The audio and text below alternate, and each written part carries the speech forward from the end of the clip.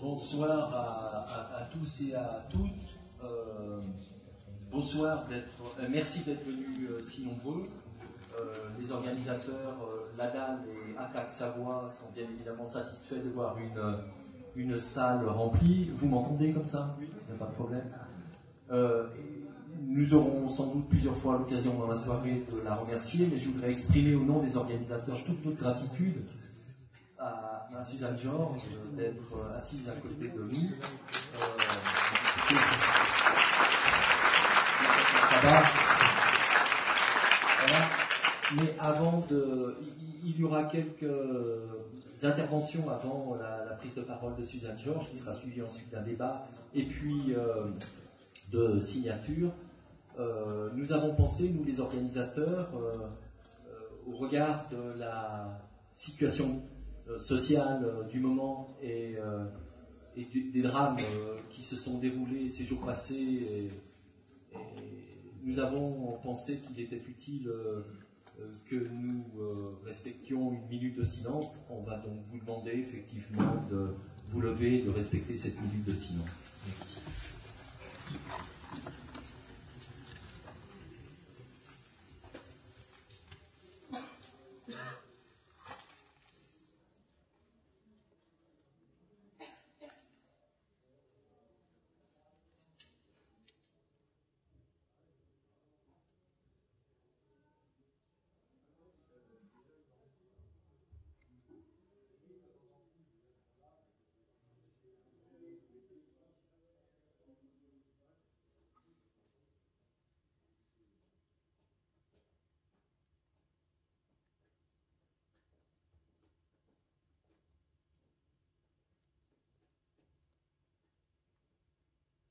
Voilà, nous vous remercions.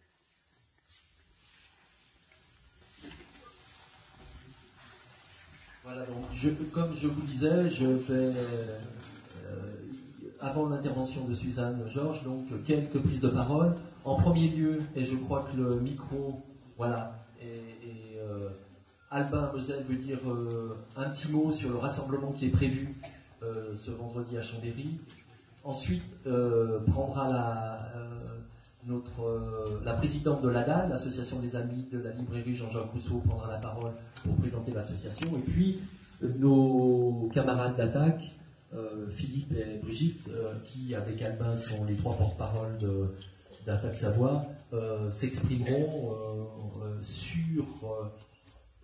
pour présenter, mais bon nombre d'entre vous ici, ce serait lui faire injure, connaissent déjà le parcours de Suzanne Georges. Et puis pour présenter le combat actuel qui est mené par Attaque Savoie et la situation dans laquelle se trouve le comité suite à la mobilisation qui a été faite. Vous voyez, c'est marqué en dessous en dessous de l'estrade, autour du fauchage de chaises. Voilà, on vous en dira quelques mots, même si pour bon nombre d'entre vous, c'est quelque chose qui est connu. Donc, je cède la parole à Albin. Bonsoir tout le monde. Il me semble que nous avons réussi l'information, c'est bien. Tout d'abord, une information, le rassemblement vendredi 20 à 17h, place du Palais de Justice, par rapport aux événements. Rassemblement donc à 17h, vendredi 20. Voilà. Et je voudrais vous lire un petit mot de la part du mouvement de la paix Savoie. Indisponible pour raison de santé, je tiens à saluer amicalement Suzanne Georges, dont j'ai toujours apprécié le travail remarquable et souhaité un bon succès à la réunion organisée par Attaque Savoie et les amis de la librairie Jean-Jacques Rousseau. Georges Pellet, président du mouvement de la paix Savoie. Voilà. Bonsoir, merci d'être là si nombreux. Donc ce soir, moi je représente l'ADAL, l'association des amis de la librairie Jean-Jacques Rousseau. Donc notre association est composée de militants du livre. Nous défendons les librairies indépendantes et sur Chambéry, nous défendons donc la librairie Jean-Jacques Rousseau qui fonctionne aussi en SCOP. Nous sommes militants du livre et nous sommes aussi militants du pluralisme des idées et des cultures. C'est pour ça que ce soir, nous sommes vraiment très heureux d'accueillir avec Attaque Savoie Madame Suzanne Georges. J'ai aussi deux petites choses pratiques à vous dire. Si vous souhaitez connaître les activités de la Dame et de Attaque 73, n'hésitez pas à la sortie à nous laisser vos coordonnées pour ceux déjà qui ne l'auraient pas fait. Et ensuite, nous sommes deux associations indépendantes qui n'avons pas de subvention. C'est un choix. Et nous avons donc mis à la sortie deux petites boîtes si vous voulez laisser des dons. Voilà, je laisse la parole à mes amis d'Attaque et je vous remercie vraiment d'être là ce soir.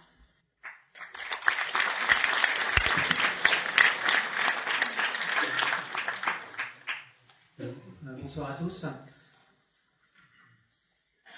C'est donc avec un immense plaisir que nous accueillons Suzanne Georges ce soir.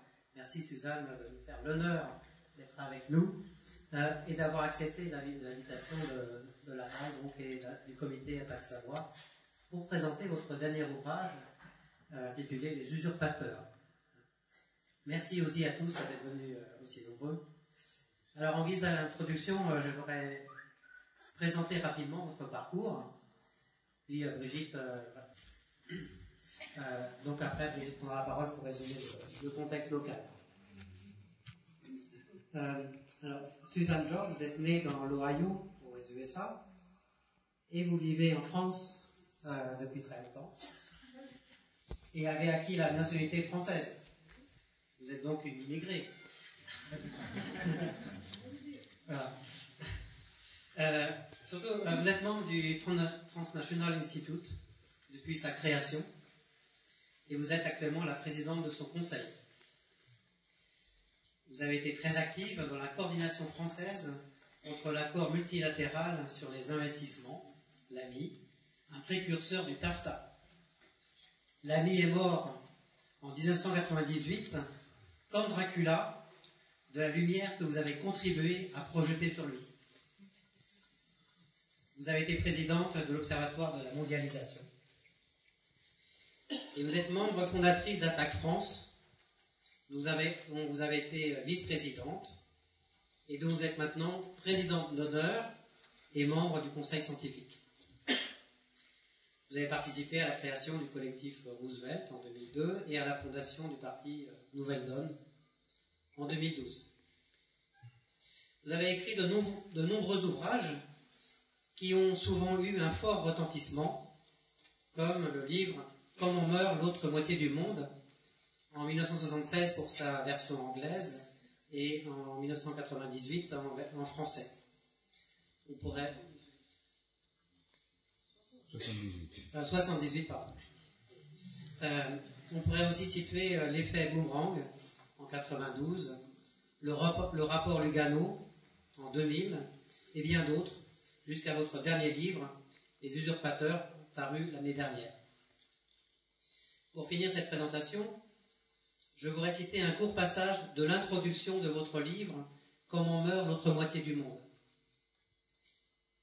Je cite « Le complexe agroalimentaire multinational veut produire à bon marché et vendre cher, principalement aux marchés occidentaux solvables, et ignore totalement les besoins de ceux qui ne peuvent devenir des consommateurs.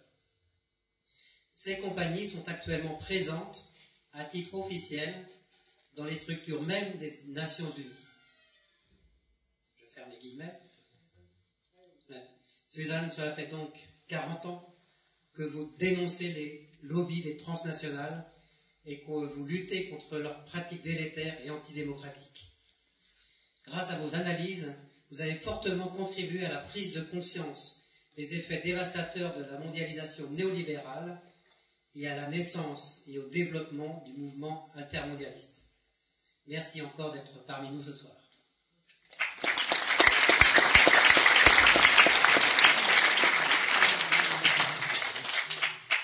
Alors, bonsoir à tous. Je ne vais pas être très longue. Je voulais simplement rappeler un petit peu le contexte local dans lequel intervient cette conférence.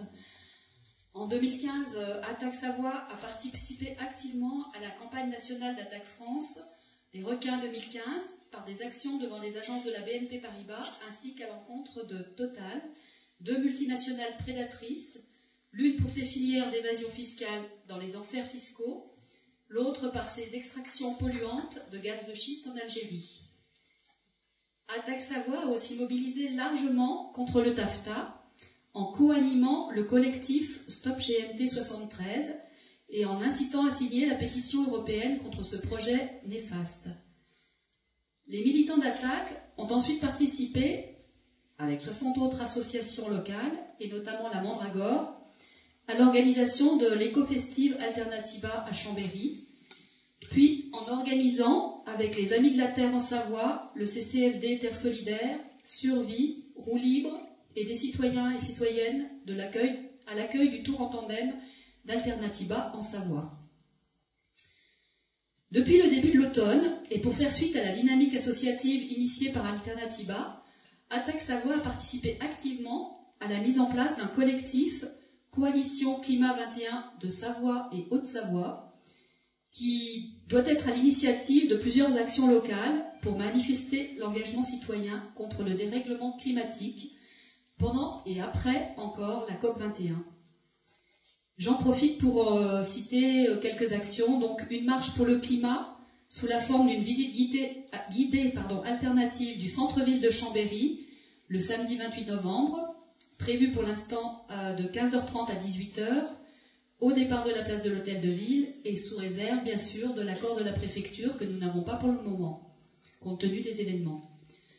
Il y aura également une projection du film Tout peut changer de Naomi Klein le 4 décembre à Aix-les-Bains, deux Vélorussions, une le samedi 5 décembre au matin à Annecy et l'autre le même jour à 14h30 à Chambéry.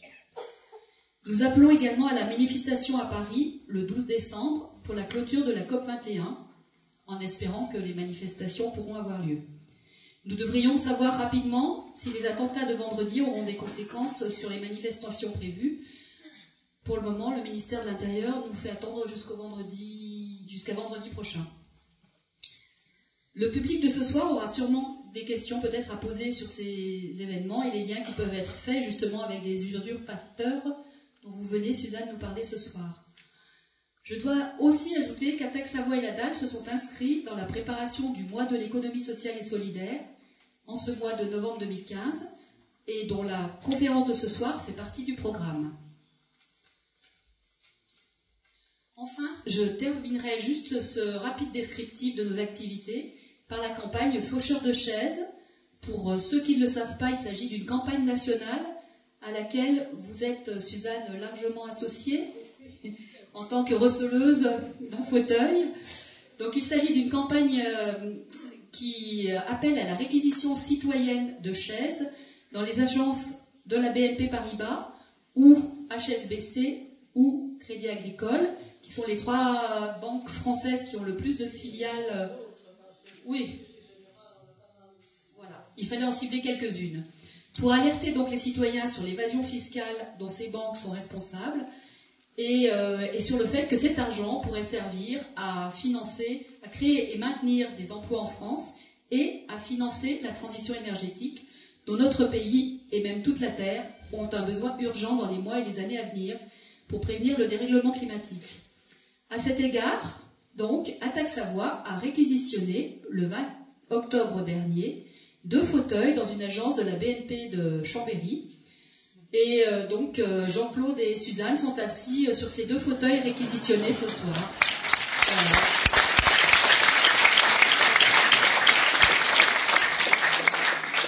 Si tout se passe selon nos pronostics, ces 2 fauteuils devraient rejoindre leurs collègues réquisitionnés pour une action pendant la COP21. Voilà. Il devrait y avoir au moins 196. D'après le compteur d'Attaque, sur le site d'Attaque, on aurait aujourd'hui 215 sièges réquisitionnés. Voilà. Donc je pense que les citoyens ont vraiment saisi l'opportunité de cette campagne. Alors, à cet égard, donc, nous vous proposons ce soir, pour les personnes qui souhaiteraient se déclarer solidaires de cette action, de pouvoir se faire photographier après la conférence, bien entendu, sur ces fauteuils. Et nous pourrions diffuser, avec l'accord bien sûr des personnes concernées, ces photos sur notre site Facebook. Voilà. Donc nous avons une photographe qui est prête pour les personnes qui le souhaiteraient à la fin de la conférence. Pendant que Suzanne commencera à signer ses livres, à dédicacer ses livres, nous pourrions faire une petite séance photo sur les fauteuils pour les volontaires. Voilà. Il faut savoir quand même qu'Attaque Savoie est à ce jour le seul comité local inquiété par la police, puisque Albin et moi-même avons été entendus au commissariat de police la semaine dernière pour vol en réunion suite au dépôt de plainte de la BNP. Et nous attendons la suite qui sera donnée. Il est bien évident que nous avons tous les deux fait inscrire sur notre déposition qu'il ne s'agissait en aucun cas d'un vol, que nous avions absolument l'intention de rendre ces fauteuils dès que la BNP aura rendu l'argent qui est caché dans ces 7 filiales dans les îles Caïmans. Voilà.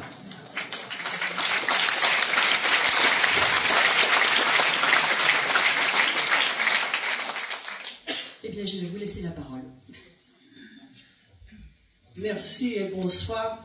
Je suis ravie d'être là et particulièrement ravie d'être assise sur un fauteuil de la BNP. Bonheur qui m'est aussi arrivé à Marseille parce qu'il y a des actions de ce type et je vois que la BNP avait commandé ces fauteuils-là, rouges et grises, par probablement dizaines ou centaines parce que nous en avons maintenant un certain nombre.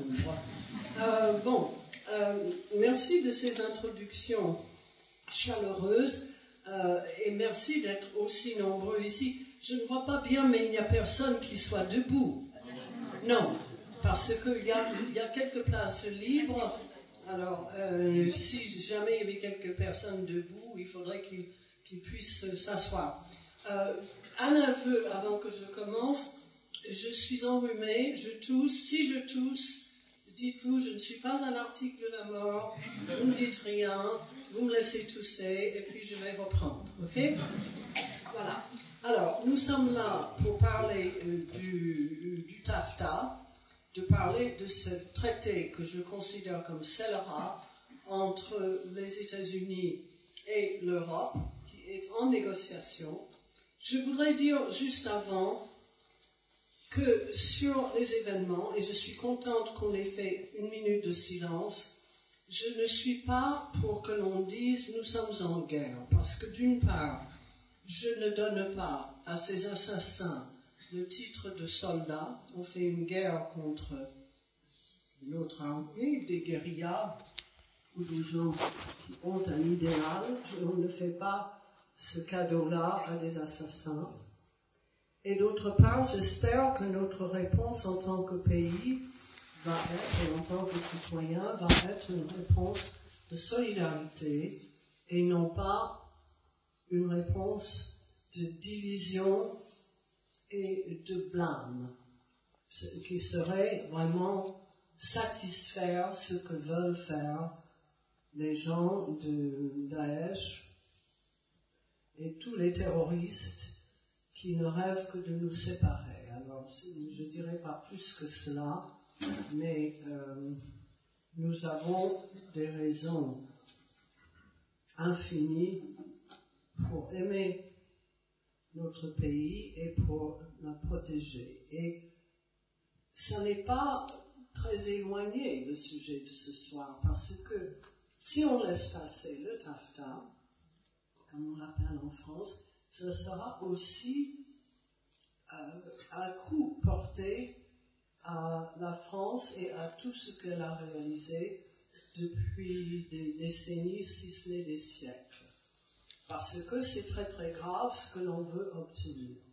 C'est un traité qui est illégitime parce qu'elle a été préparée de longue main par les entreprises transnationales, les entreprises que j'explique et que je ne dirais pas je dénonce, j'explique simplement ce qu'elles font dans ce livre, mais qui prennent de plus en plus le pouvoir, qui sont elles-mêmes illégitimes quand elles essaient de diriger la politique, mais sans s'engager évidemment en politique. Ils ont des larbins pour ça, ils ont des négociateurs pour cela, et comme dit l'ancien directeur du cabinet de Pascal Lamy, certains d'entre vous se souviennent qu'il a été à la tête de l'OMC, de l'Organisation mondiale du commerce, et qu'il a été également commissaire au commerce à la Commission européenne, et son directeur de cabinet, qui est un homme très droit, dit que maintenant le lobbying en Europe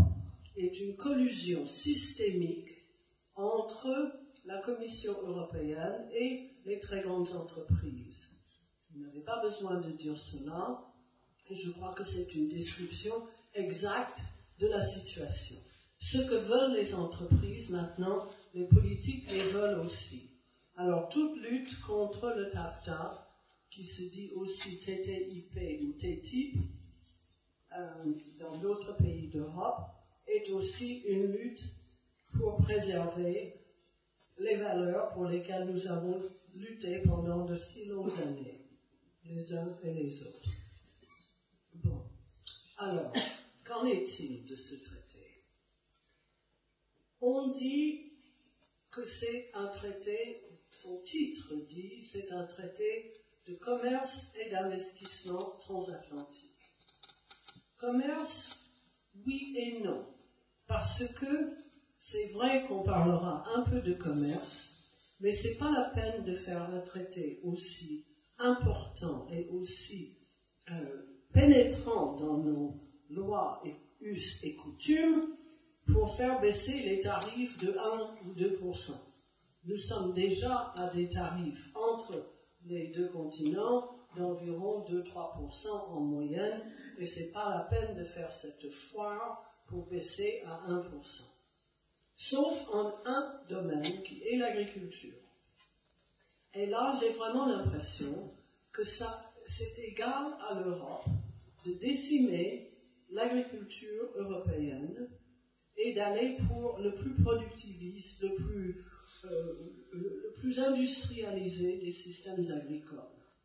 Nous avons encore en Europe environ 13 700 000 fermes. Et les États-Unis n'en ont que 2 200 000 pour un immense pays et énormément d'exportations. Nos tarifs de protection pour l'agriculture européenne sont actuellement de l'ordre de 12, 14, 15%. J'estime qu'il faut les garder. Il est impossible pour le paysan, l'éleveur, de savoir, ou d'ailleurs, sauf peut-être et encore dans la bourse, les grands céréaliers, de concurrencer l'agriculture américaine, qui est totalement motorisée, industrialisée. Vous avez ce qu'on appelle des feedlots, des terrains où on nourrit 100 000 bœufs. En même temps, ils sont là, ils ont la tête dans un écrou et ils bouffent toute la journée. Ils prennent des hormones, ils prennent des antibiotiques et puis ils bouffent. Et on ne va pas élever nos animaux comme ça. Et ça sera de toute façon plus cher que ce que font les Américains. Et tous nos agriculteurs qui font du bio ou qui font des cultures spécialisées, si on laisse entrer les cultures américaines, ça va être d'une part énormément de soja, d'autre part énormément de maïs, à 85% OGM, et en plus, les Américains ne souhaitent pas du tout qu'il y ait d'étiquetage sur les produits, et si ça entre comme ça, vous ne saurez jamais si vous mangez des OGM ou pas. Mais la réalité sera que vous en mangez très probablement si ce traité passe. Voilà, juste un mot sur l'agriculture pour dire, nous avons des tarifs, c'est vrai, et c'est une bonne chose. Parce que maintenant, je crois que les entreprises sont d'accord de part et d'autre de l'Atlantique. Elles préparent ce traité depuis 20 ans. En 1995, il y a eu l'établissement de quelque chose qui s'appelle le Transatlantic Business Dialogue, TABD, le dialogue des affaires transatlantiques, dans lequel on retrouve 70 très grandes entreprises multinationales ou transnationales, et qui se sont mises d'accord, qui ont fait des groupes de travail, la pharmacie, la chimie, les véhicules, la nourriture, et ainsi de suite, et qui, depuis de très longues années, ont décidé exactement ce qu'ils voulaient ensemble, quelle était leur plateforme en commun. Cette plateforme a été présentée, finalement, en 2012 à la Commission. Ils ont toujours été sponsorisés, ces entreprises, et le TABD, sponsorisés par la chambre, non seulement les chambres de commerce de part et d'autre, mais par les très officiels départements du commerce américain et par la Commission européenne dans le directoire du commerce. Et voilà que cela a évolué depuis 1995 en admettant d'autres entreprises, et maintenant ça s'appelle le Transatlantic Economic Council, Conseil économique transatlantique, toujours sponsorisé par de vrais politiques, par des vrais éléments de l'État. Et voilà ce que dit ce Transatlantic Economic Council de lui-même. C'est la première chose que vous pouvez lire sur son site, et voilà ce qu'il dit. Nous sommes une entité politique pour surveiller et accélérer l'intégration économique de manière à donner du plus de pouvoir au secteur privé et pour intégrer les économies de nos deux continents. Entité politique, ils le disent, alors que c'est entièrement fait d'entreprises et dont la mission c'est de surveiller et accélérer l'intégration entre les économies des États-Unis et l'Europe. Moi, j'appelle ça illégitime et j'appelle ça une usurpation. Vous n'avez pas voté, moi non plus, pour qu'il y ait une entité politique de ce type, patronnée par nos deux gouvernements, et qui a décidé que c'est son devoir d'intégrer nos deux économies. C'est ça le but du TAFTA, l'intégration. Et comment on fait l'intégration? On le fait en donnant, dans leur vision, tous les pouvoirs aux entreprises qui savent mieux que vous et moi, qui savent mieux que les politiques élus, ce qu'il convient de faire. Et qui, depuis l'OMC, qui a évolué et qui maintenant est regardé comme une sorte de chose sans pertinence, parce que le cycle de Doha, cycle de négociation à l'OMC, n'aboutit pas. Ça a commencé en 2001 et il ne se passe rien. Et nous sommes 15 ans après et il ne se passe toujours rien. Alors, les entreprises ont eu l'impatience de créer d'autres structures, et les politiques aussi. Et qu'est-ce qu'ils ont fait? Ils ont fait beaucoup de traités bilatéraux. Énormément. Il y en a maintenant quelque chose comme 3400. Personne ne sait le nombre exact. Accords bilatéraux. Le premier en 1960, il y a très longtemps, il y en avait peu. C'était l'Allemagne avec le Pakistan. Mais maintenant, chaque État européen a au moins 13 ou 14 traités bilatéraux. Alors, ces traités sont toujours OMC++, c'est-à-dire que ce n'est pas la peine de faire un traité bilatéral si vous n'ajoutez pas quelque chose qui soit plus et mieux que l'OMC. Et voilà pourquoi nous sommes devant un système où vous voyez les liens, les espèces de tentacules de ces traités bilatéraux couvre la terre entière. Et dans ces traités, il y a presque toujours une clause sur la résolution des différends, des disputes. Et ça s'appelle en anglais Investor to State Dispute Resolution.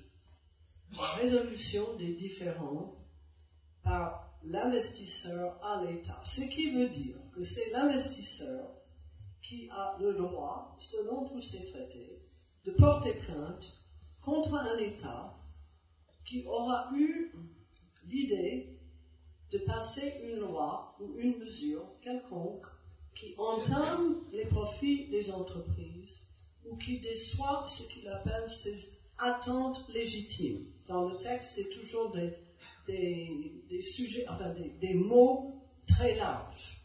Ce sont mes attentes légitimes n'ont pas été satisfaites, ou j'ai été exproprié partiellement. Vous voyez qu'il y a une latitude de décision quand on peut invoquer des prétextes comme cela pour porter plainte. Alors maintenant, avec tous ces traités, il y a eu à peu près 640 plaintes qui sont devant différents tribunaux d'arbitration privés. Tous sont privés.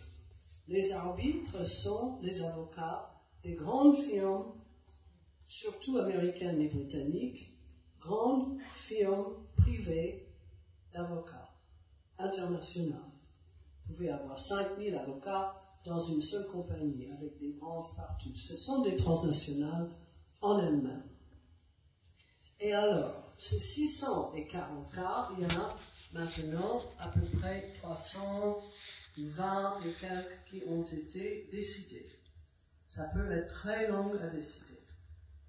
Mais ce sont chaque fois un investisseur qui se plaint d'une action de l'État. Le réciproque n'est pas possible. L'État ne peut pas utiliser ce système pour se plaindre des actions d'une compagnie.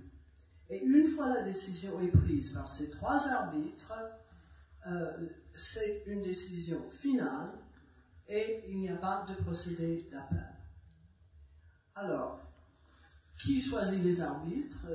Mettons que j'ai porté plainte, je suis une entreprise, j'ai porté plainte contre Jean-Claude qui est un État, et lui en a choisi un, moi j'ai choisi un autre, et puis nous avons choisi un troisième d'un commun accord. Et ça va nous coûter, mais surtout ça va me coûter en tant qu'État, non, c'est toi l'État, ça va te coûter 3 000 $, par jour, parce que chaque arbitre payait, non, 9 000, parce que chaque arbitre payait 3 000 $ de la journée, et puis les avocats, qui sont aussi des avocats privés, évidemment, et qui sont très chers, parce qu'ils sont spécialisés dans ce genre d'opération, ça coûte de 800 à 1 000 $ de l'heure, un avocat de ce niveau-là. Alors, les coûts jusqu'ici ont été environ 8 millions de $ en moyenne, mais il y a des cas qui sont allés jusqu'à 30 millions, rien qu'en coût. Alors, par exemple, quels sont des exemples de ces plaintes? J'aime bien donner l'exemple de l'Égypte, qui a augmenté le salaire minimum.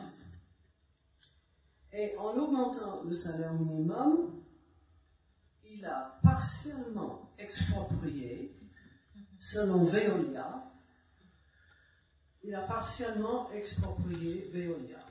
parce que Veolia doit payer des coûts pour la main-d'œuvre qui sont plus chers qu'ils n'étaient espérés, enfin, dans ses attentes légitimes.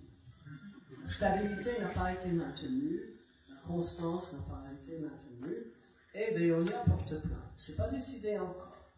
Mais ça vous donne l'idée, enfin, vous voyez qu'il n'y a rien dans ces traités qui s'occupe des droits des travailleurs.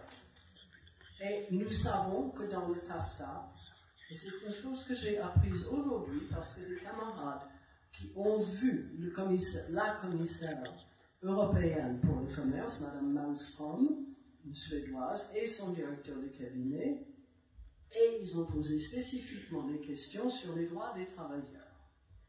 Nous essayons d'avoir des clauses sur les droits des travailleurs depuis l'OMC et personne n'a jamais réussi à faire mettre ça dans un traité quelconque. Et Mme Malmström a reconnu que même s'il y avait un langage dans le préambule de ce traité qui parlait des droits des travailleurs ou des droits de l'environnement ou des droits de quiconque, ça n'avait aucune valeur s'il n'y avait pas un mécanisme pour obliger l'État à reconnaître ça. Et son directeur du cabinet a dit « Ne vous attendez pas à ce que les États-Unis ratifient d'autres accords de base du BIT, du Bureau international du travail. Ils ont 8 conventions de base. Le droit des enfants, le droit de négocier, le droit de former des syndicats, etc. Les États-Unis ont signé 2 sur 8. Et c'est sûr qu'ils ne vont pas signer les droits des travailleurs, par exemple, de former des syndicats. Il y a des États aux États-Unis où il n'y a pas de droit de former un syndicat. Ou alors avec des complications infinies. C'est juste un exemple. L'Égypte essaie de donner quelque chose de plus aux travailleurs et aussitôt procès. Côté environnement, prenez l'exemple de l'Équateur. Ce cas-là a été décidé. L'Équateur est porté devant un tribunal d'arbitration privé parce qu'elle a dit à une compagnie pétrolière américaine, Occidental, qu'Occidental ne pouvait pas forer dans une certaine zone de l'Équateur parce que c'est une zone protégée. La compagnie a dit qu'à cela ne tienne, porté plainte, demandé et a reçu une compensation de 1,8 milliard de dollars. Je ne sais pas ce que ça représente comme fraction du budget équatorien pour la santé ou l'éducation, par exemple, mais je pense que c'est probablement quelque chose d'assez considérable, 1,8 milliard dans un budget de pays assez petit et assez faible. Et ça, c'est une compensation qui a été accordée. Il y a un cas au Canada, côté environnement aussi, où la compagnie Lone Pine était à l'origine une compagnie canadienne. Alors, elle ne pouvait pas porter plainte contre le Canada parce que cette loi ne s'applique, enfin la clause de ISDS ne s'applique qu'aux investisseurs étrangers. Donc, elle a pris sa filiale américaine pour pouvoir porter plainte contre le Québec parce que le Québec a déclaré un moratoire sur la fracturation hydraulique, le fracking. Et le Québec a dit non, vous ne pouvez pas faire de la fracturation hydraulique dans le bassin du Saint-Laurent, et c'est interdit. Et là, il y a une demande de 250 millions de dollars. Alors les avocats, quand ils rigolent entre eux, ils disent « Ah, toi, tu n'as eu que 100 millions sur ton cas, ici ou là, c'est rien, c'est peanuts. Il faut maintenant avoir beaucoup plus que 100 millions comme compensation. » Imaginez qu'il s'agit que de l'investissement étranger, n'est-ce pas? Un Français ne peut pas porter, une compagnie française ne peut pas porter plainte contre la France. Mais peut porter plainte partout ailleurs où il y a un traité et où cette compagnie a une filiale. Il y a déjà, comme investissement étranger entre les États-Unis et l'Europe, déjà à peu près 3 trilliards de dollars, 3 avec 12 zéros, investis de part et d'autre. Un peu plus par les Américains en Europe, mais aussi beaucoup par les Européens aux États-Unis. Et cet investissement-là a été fait dans toutes les branches. On ne peut pas dire il y en a beaucoup plus ici que là. Non, c'est assez universel. Alors, imaginez qu'un gouvernement vraiment progressiste veut changer une loi pour protéger davantage l'environnement ou pour protéger davantage le système de santé ou les travailleurs ou faire quelque chose de social. Immédiatement, si ce traité passe, nous sommes face à une marée de procès par les investisseurs étrangers qui, même s'ils ont investi il y a 20 ou 30 ans, seront couverts par le traité. Et ils pourront tous porter plainte. Est-ce que si vous êtes un gouvernement, ça ne vous met pas un peu, ça vous fait un peu froid dans le dos, non? De se dire, bon, moi j'aimerais bien faire ça, mais alors si j'ai 15 procès par 15 compagnies très puissantes, je suis mal, parce que ce sont les contribuables qui doivent payer ça, et je ne suis pas très sûr qu'ils acceptent. Alors voilà où nous en sommes. Cette ISDS est une chose qui a surtout excité ceux qui s'opposent à ce TAFTA, et il y a eu tellement de pression mise sur la Commission européenne et sur Mme Malmström que Mme Malmström a pondu une proposition qui s'appelle la Cour des investissements et quelque chose, et elle a essayé de présenter ça comme une alternative. Ça n'est pas une, vraiment, mais aussitôt, le jour même, les Américains ont sorti un communiqué de presse où ils ont dit vraiment fin de non-recevoir. Il n'en est pas question. Donc, je ne sais pas quelle est la coordination entre sessions de négociation entre l'Europe et les États-Unis, mais là, elle a vraiment fait un coup d'épée dans l'eau. Ça ne sert à rien du tout. Bon, les États-Unis ne sont pas toujours fautifs. Nous aussi, selon une fuite, donc je ne peux pas garantir la vérité de ce que je vais dire, parce que nous comptons beaucoup sur les fuites. Le contenu des négociations est secret. Mais cette fuite nous disait que dans une session de négociation, les négociations ont commencé en 2013, n'est-ce pas? Et dans une session, l'Europe aurait dit aux États-Unis, nous vous donnons l'agriculture si vous nous donnez les marchés publics américains. Parce que les marchés publics sont concernés aussi. Je ne sais pas si c'est vrai, mais ça serait vraisemblable. Parce que je crois que l'Europe n'a pas spécialement l'intention de protéger les agriculteurs, surtout les petits, se fichent pas mal de la protection des paysages, de ceux qui font beaucoup de travail et font un travail honnête pour produire une nourriture convenable et bonne. Et l'Europe, je crois, serait tout à fait capable de dire nous vous donnons l'agriculture si vous nous donnez les marchés publics, ce qui serait une aubaine pour Vinci, pour Eiffage, pour Bouygues et pour d'autres personnes qui interviennent sur les marchés publics. C'est un traité qui marche à tous les niveaux du gouvernement. La commune, le département, la région, aux États-Unis sur l'État et au niveau national. Et donc, si on ouvre les marchés publics, ça veut dire aussi qu'il sera impossible de réserver quoi que ce soit pour les entreprises localement. Bon, alors il y a cet aspect-là, il y a l'aspect juridique qui est un assaut direct contre la démocratie. Je pense que quand on a commencé à faire ces traités bilatéraux, je veux bien qu'au début, il fallait un mécanisme comme ça privé.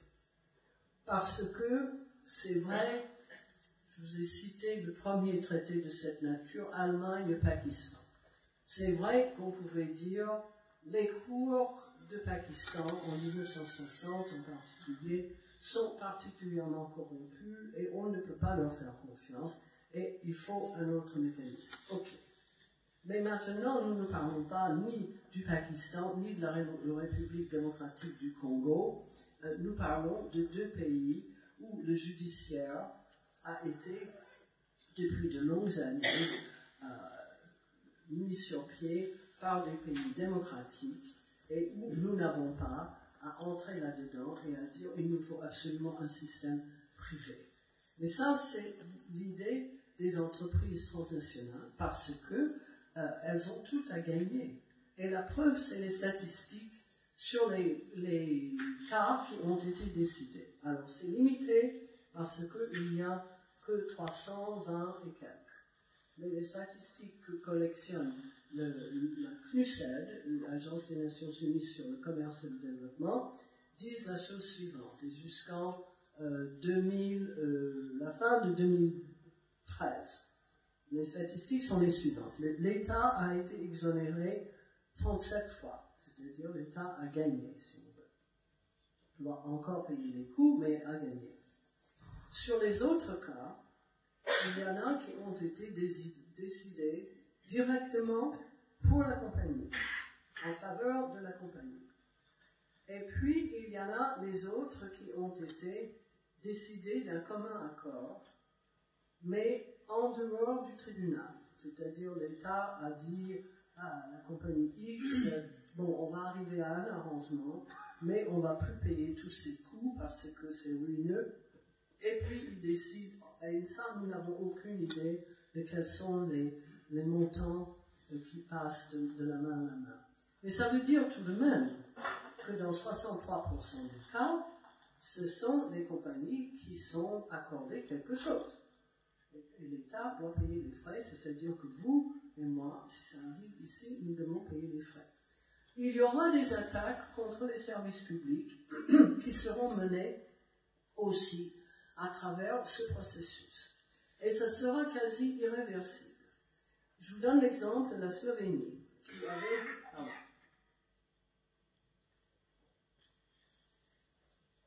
La Slovénie, qui, une fois sortie de la Fédération yougoslave et puis un peu tout de même de l'influence soviétique, avait complètement privatisé son système de santé.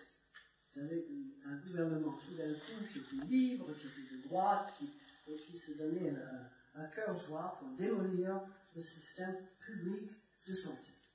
Et puis, comme c'était un désastre, un gouvernement après, vers 2005 ou 2006, je ne sais plus, a décidé de remettre la santé sous administration publique. D'avoir un système de sécurité sociale à peu près comme la française. Et alors là, deux compagnies hollandaises ont dit, mais pas du tout, nous avons maintenant un système d'assurance privée qui est très profitable. Vous n'avez pas respecté nos attentes légitimes parce que nous attendions à la stabilité et à une continuation de ce système. Et puis aujourd'hui, vous nous dites que non, que vous allez remettre dans le secteur public tout cela, mais il n'en est pas question et on porte plainte contre vous. Là, on n'a pas de décision encore. Mais ça vous donne aussi une idée de l'irréversibilité de ce type de traité qui, de toute manière, même si vous voulez en sortir, et je ne sais pas ce qu'ils vont mettre dans le texte, mais si vous voulez en sortir, il y aura une période où vous n'êtes pas en mesure de sortir. Il faut rester encore 5 ans, 10 ans, enfin, ce qui serait décidé. C'est pour ça qu'il ne faut pas qu'on permette la signature de ce traité. Il ne s'agit pas de signer ce bout-ci, ce bout-là. Non, il s'agit de rejeter l'ensemble. Alors, qu'a-t-il ? Il y a donc très peu en commerce. Il y a l'investissement, oui. Et ça, c'est tous les droits pour les entreprises transnationales. Et c'est selon des modèles qui ont été inventés par les transnationales elles-mêmes. Et puis, l'autre très grand chapitre dans cette histoire-là, c'est la régulation, parce que les compagnies veulent absolument être aux premières loges en ce qui concerne les normes et les règles. Et elles disent, nous pouvons gagner des dizaines de milliards, si ce n'est des centaines, si nous avons, nous, la possibilité d'être présente au début quand on fixe les normes et les règles. Et c'est ce qu'elle porte maintenant, c'est pour nous, pour notre côté, c'est Business Europe qui porte cette revendication, et c'est aussi une organisation relativement peu connue qui s'appelle la Table ronde des industriels européennes, qui consiste en 50 PDG des plus grandes firmes européennes. Et ces 50 PDG, comme dit Peter Sutherland, qui était lui-même le directeur général de l'OMC et qui a par la suite été patron à Goldman Sachs, à British Petroleum, enfin c'est vraiment un Irlandais qui a son droit dans énormément de gâteaux. Peter Sutherland dit,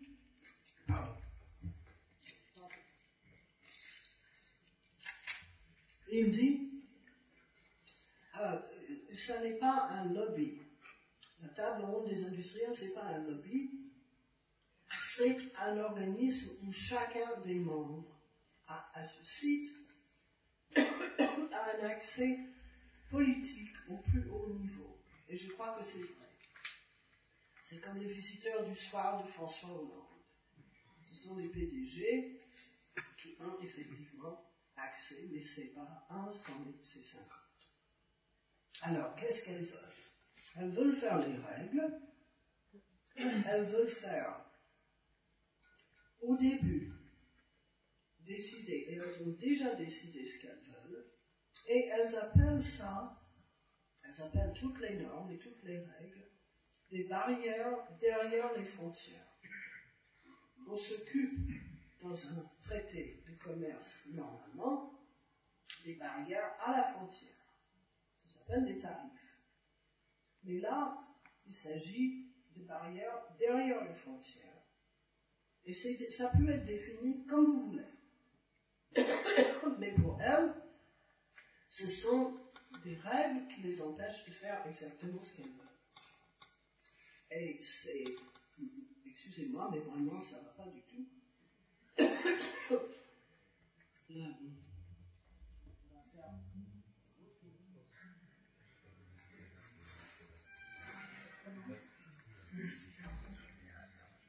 Non.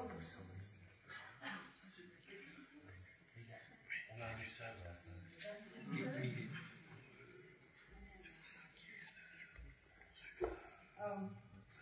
Et puis je crie un peu dans ce micro aussi. Alors, si je chuchote, vous êtes compris. Si je chuchote, non. Tu vois. Bon.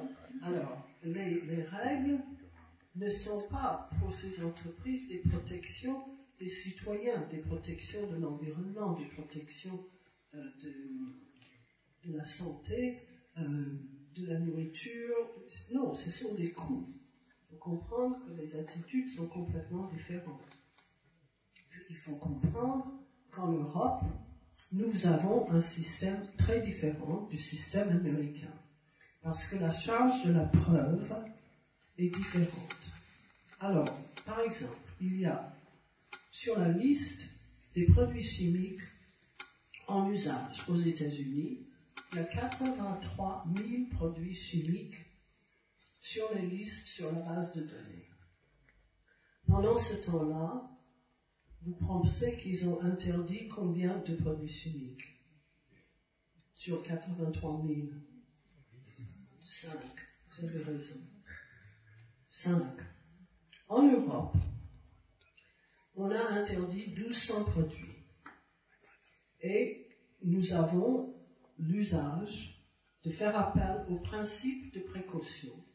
Ce qui veut dire que si vous n'êtes pas sûr que tel ou tel produit est d'une innocuité pour la personne, la santé, pour l'environnement, pour les animaux, etc., vous devez vous abstenir. Aux États-Unis, la logique est l'opposé.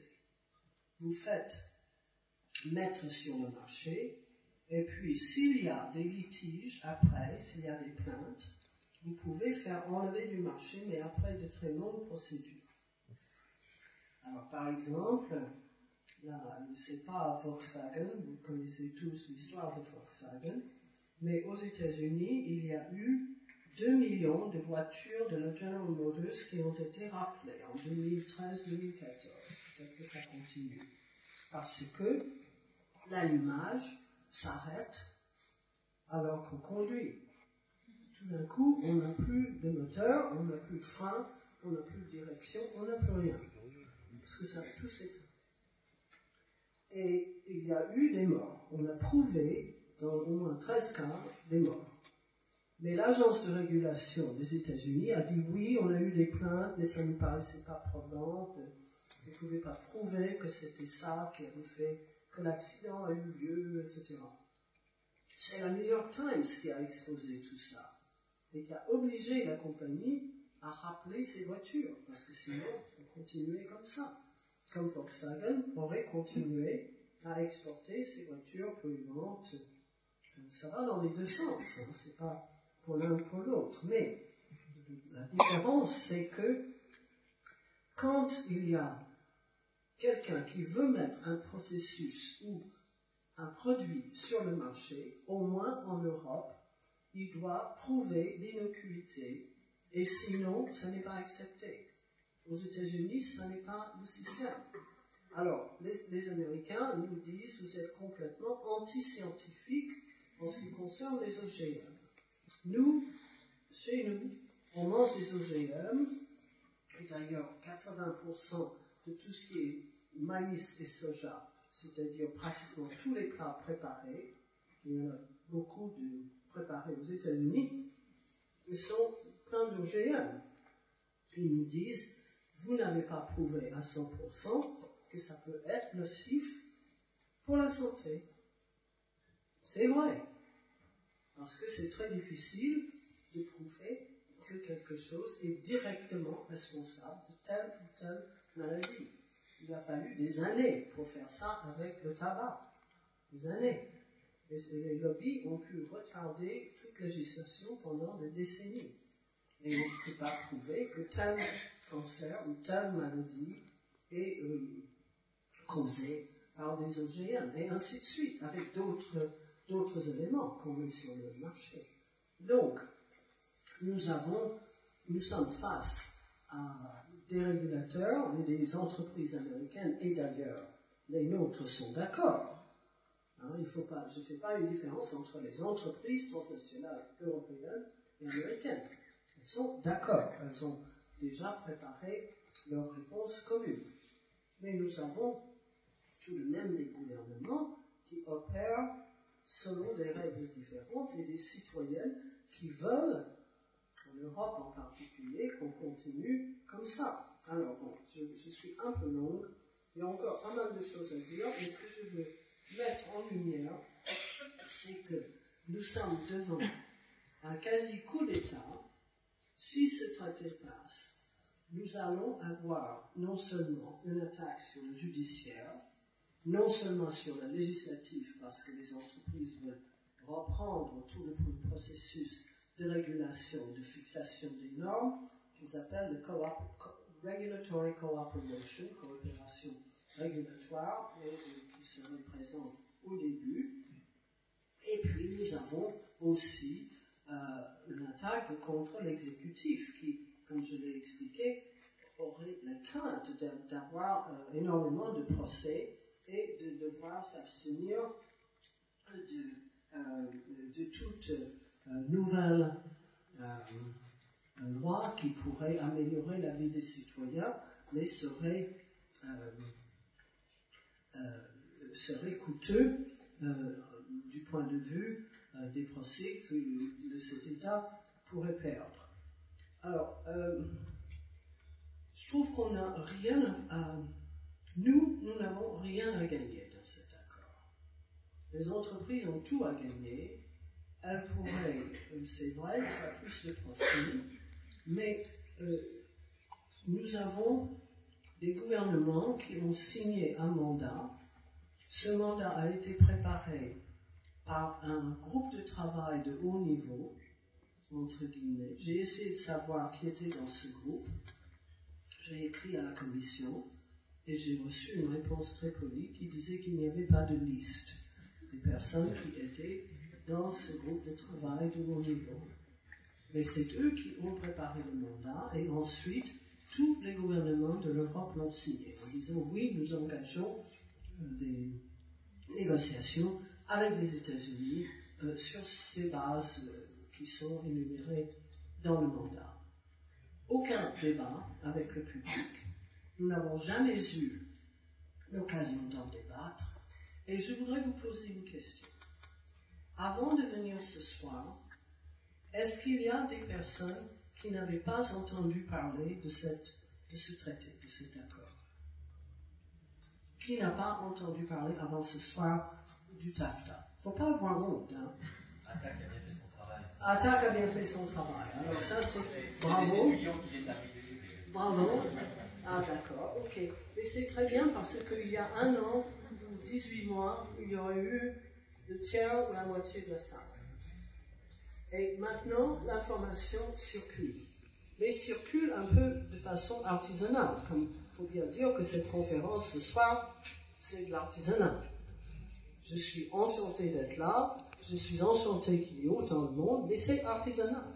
Parce que c'est pas France Inter. Ah ben voilà, ok. Alors, ce que je vous dis, c'est qu'il faut chacun, et vraiment je vous mets le devoir devant vous de pratiquer la stratégie de Dracula, comme nous l'appelons. C'est-à-dire que quand les gens comprennent ce qu'il y a dans ce traité, ils disent mais c'est épouvantable, c'est affreux pour les agriculteurs, c'est affreux pour les travailleurs, pour les salaires, les salariés, c'est affreux pour l'environnement. Entre le COP pour le climat et le TAFTA, il faudrait choisir parce que le TAFTA va permettre tout le monde de prendre toutes les matières premières qu'ils veulent, de faire du fracking où ils veulent, de forer pour le pétrole partout, enfin, et ça va être affreux pour les mères de famille qui voudraient quand même nourrir leur famille correctement. Tout le monde trouve quelque chose à détester dans ce traité.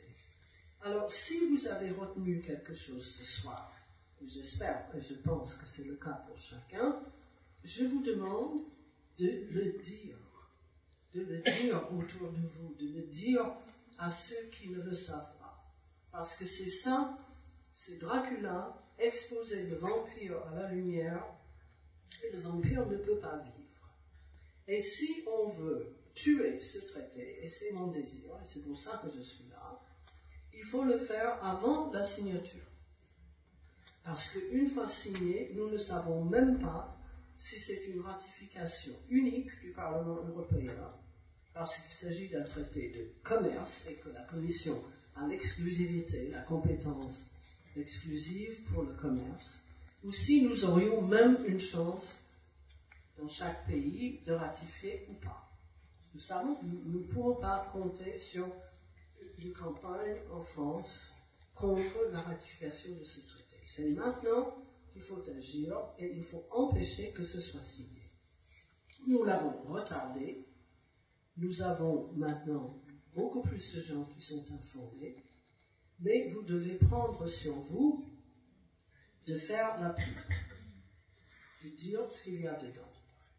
Et c'est encourageant parce que nous avons fait une campagne, et je termine là-dessus, nous avons fait une campagne d'information en faisant une initiative citoyenne européenne. Peut-être que beaucoup d'entre vous ont entendu parler de cela, où des juristes allemands ont fait une brève question, et vous savez qu'avec le traité de Lisbonne, on peut faire des initiatives citoyennes européennes où tout le monde peut voter sur une question, et il faut 1 million de voix qui viennent d'au moins 7 pays dont chacun a atteint son quota. Le quota étant fixé par la Commission. Pour la France, c'est 55 500 voix. Pour pour l'Allemagne, c'est 70 000, et puis pour d'autres, 45 000 en Espagne. Enfin, c'est selon la population. Et au lieu d'avoir 1 million au bout d'un an, parce que c'est la limite, nous avons eu 3 260 000. Et il y a eu cette victoire de 23 pays qui ont atteint leur quota sur 28 pays membres de l'Union européenne. Et les seuls pays qui n'ont pas atteint leur quota, c'est les 3 pays baltes, Estonie, Latvie, Lettonie, Malte et Chypre. Tous les autres, Est comme Ouest, ça c'est une première, que la Pologne même, que la Hongrie, que ces pays-là puissent voter contre quelque chose que les Américains veulent, c'est un changement du tout au tout. Et donc, nous avons la possibilité d'arrêter la chose. Mais il faut agir, il faut renforcer le mouvement. Ce n'est pas parce que cette campagne de collection est terminée sur le plan officiel. On continue à collecter des signatures. Si vous voulez aller sur collectif Stop TAFTA, vous trouverez encore la pétition à signer que l'on va ajouter, sans l'appeler pétition citoyenne auto-organisée, parce que j'ai oublié de vous dire que la Commission n'avait pas accepté notre question, mais que nous avons fait cela auto-organisé en suivant les mêmes règles. Donc, il y a des choses à faire. Il y a à informer, ça c'est la première chose et la plus urgente, et puis il y a à signer, et puis à garder le mouvement, et en parler aux médias, parce que les médias ne nous aident pas vraiment beaucoup, très peu. Et il faut essayer de faire en sorte que la nouvelle passe. Alors je compte sur vous, je vous remercie encore une fois d'être venus, et vous avez la parole. Merci.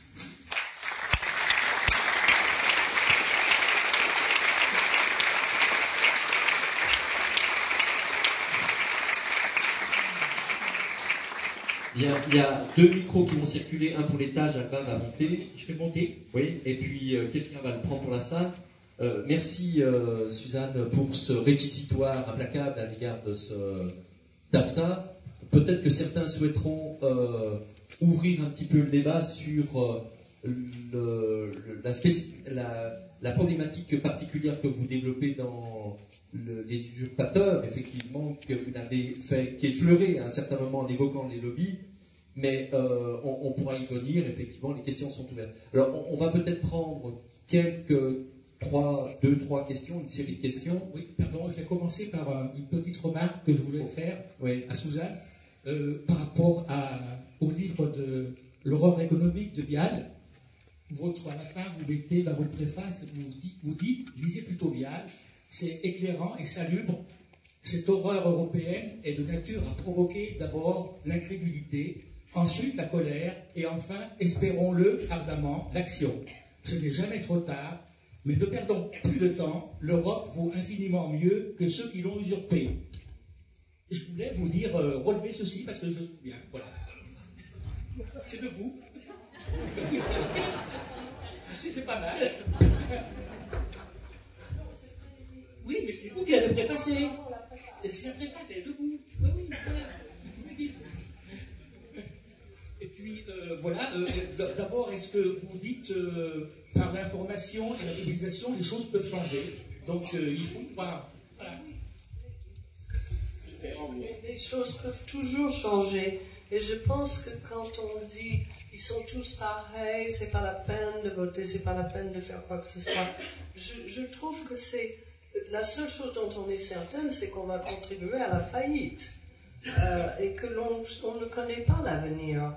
Et toutes les grandes choses ont commencé par des groupes plus ou moins petits et que nous sommes des précurseurs peut-être, mais l'opposition à l'esclavage, c'était des précurseurs, les gens qui luttaient pour les droits des femmes, pour les droits des minorités, tout ça, c'était des minorités au début.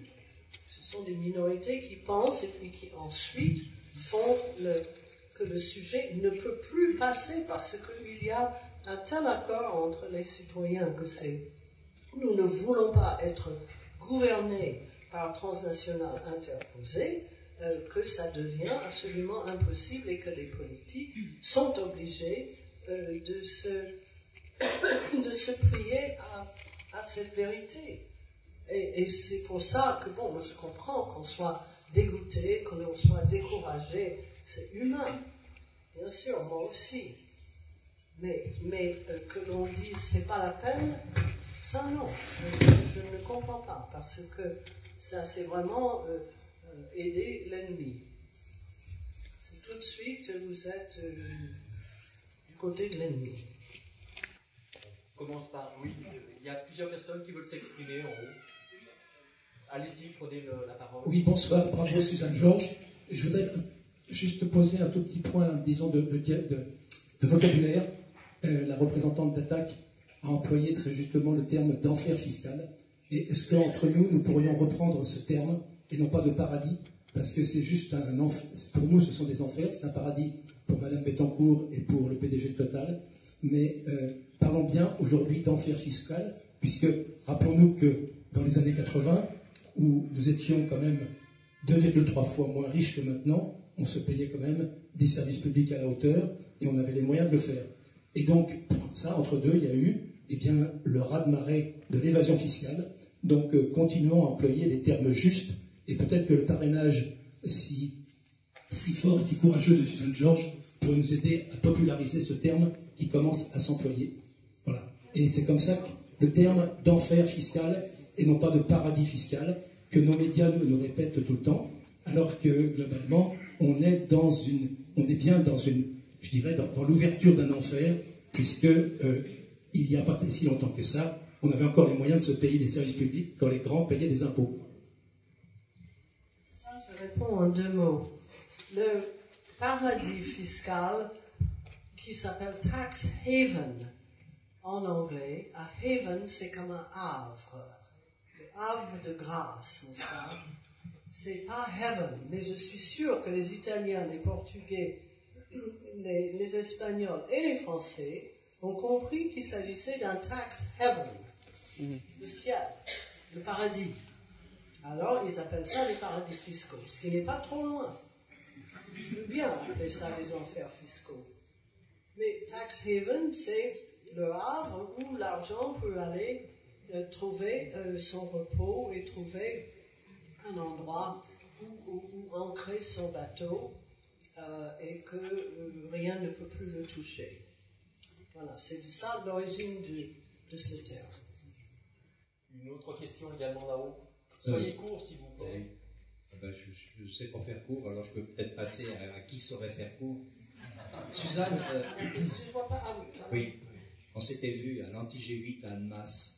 On avait fait quelque chose sur le traité de Marrakech, dans une discussion d'une centaine de personnes, je ne sais pas si vous vous souvenez, juste pour se souvenir. Mais ma question, ce n'est pas une question, alors je ne sais pas si j'ai le droit de la poser. En fait, ce que vous déclarez, ce que vous dites et ce que nous pensons, ce qu'on voit fonctionner, c'est un capitalisme absolument sauvage qui, pour sauver son taux de profit, fait des traités pour nous faire bouffer du lait américain avec de l'hormone de synthèse, OGM de Monsanto, qui va nous mettre le cancer du sein. Il y a 25% de plus de cancer du sein chez les Américaines que les Européennes, etc. On sait que c'est l'horreur. On sait que c'est l'horreur, mais ce système a un nom, il s'appelle capitalisme. Ça m'énerve qu'Attaque continue de dire libéralisme.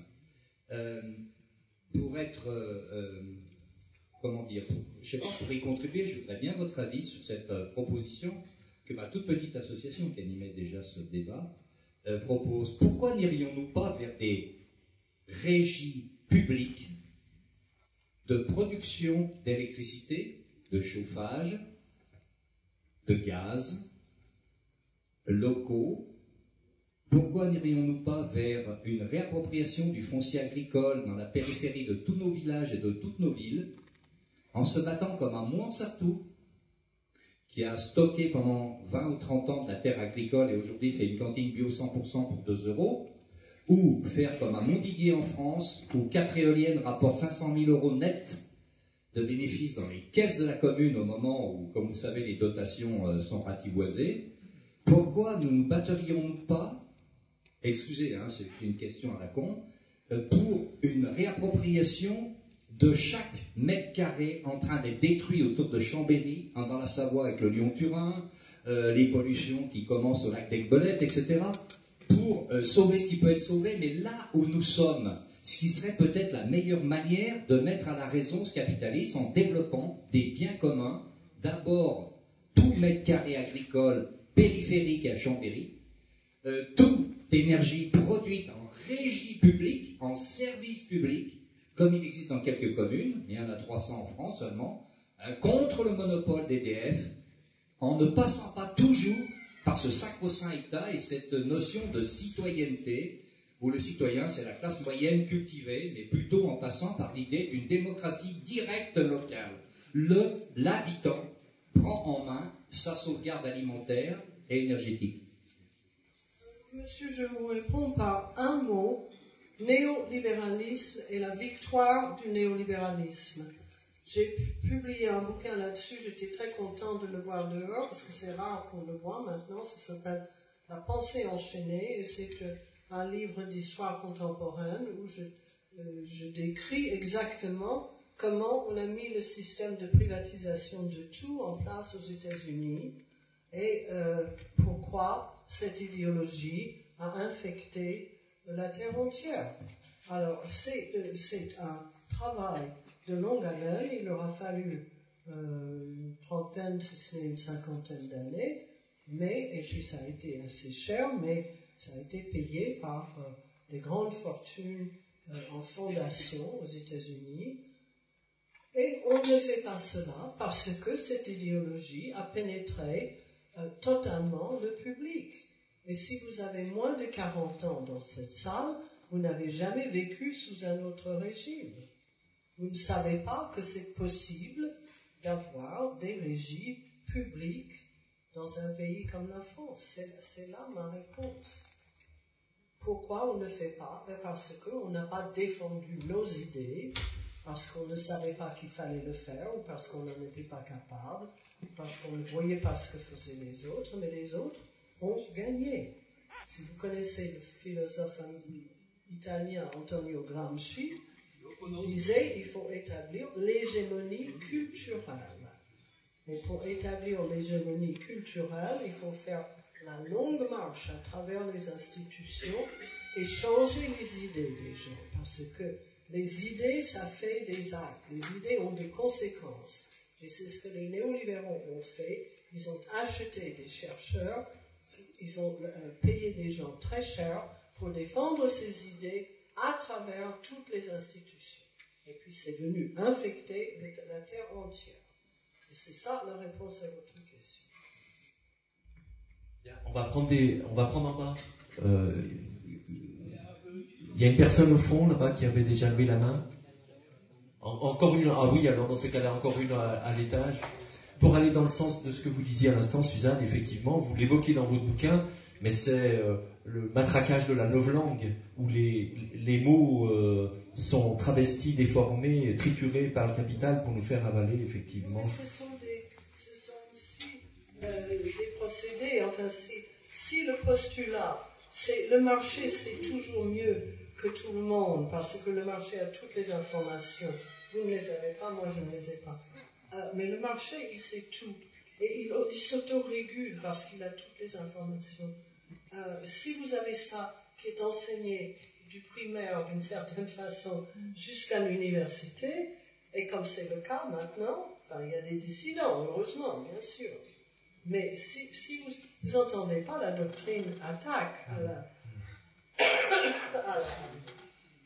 dans les médias. À la Sorbonne, ni dans les médias. Il peut. Oui, alors, moi je veux bien... J'ai écouté mon prédécesseur, son intervention me paraît tout à fait pertinente. Pourquoi? Dans notre secteur, Chambéry, nous avons effectivement aussi des terres agricoles qui sont soumises à la spéculation. Donc, c'est là. Et donc, nous avons la possibilité, en tant que citoyens, mais en tant que collectivité territoriale, à nous opposer à cette privatisation généralisée, que ce soit dans l'énergie. On n'est pas obligé de faire confiance à EDF. On peut créer effectivement localement des centrales d'énergie. Du reste, dans les Alpes, il en existe des firmes qui sont pas des privés, mais qui sont publics, qui sont des biens publics.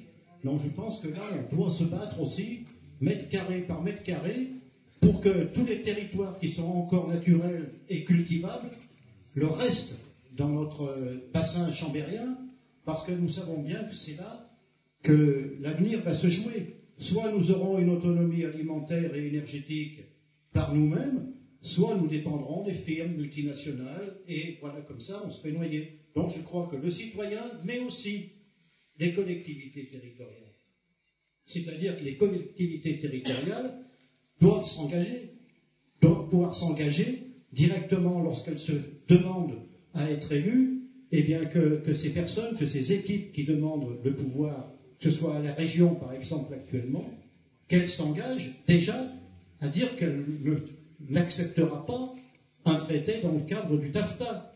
Je pense que ça, c'est le minimum, et qu'ensuite, elle favorise la citoyenneté de partout, que ce ne soit pas forcément des super élus qui fassent le travail, mais que ce soit l'ensemble des habitants d'un quartier, d'un lieu. Voilà, je crois que ça rejoint quand même ce qui paraît important. Merci de l'intervention. En aparté, Suzanne Georges disait, mais allez-y. Mais on te connaît, Régis, on connaît ton engagement, effectivement. Voilà, l'intérêt, la nécessité, c'est la boule de neige. Mais bon, avec le réchauffement climatique, les boules de neige...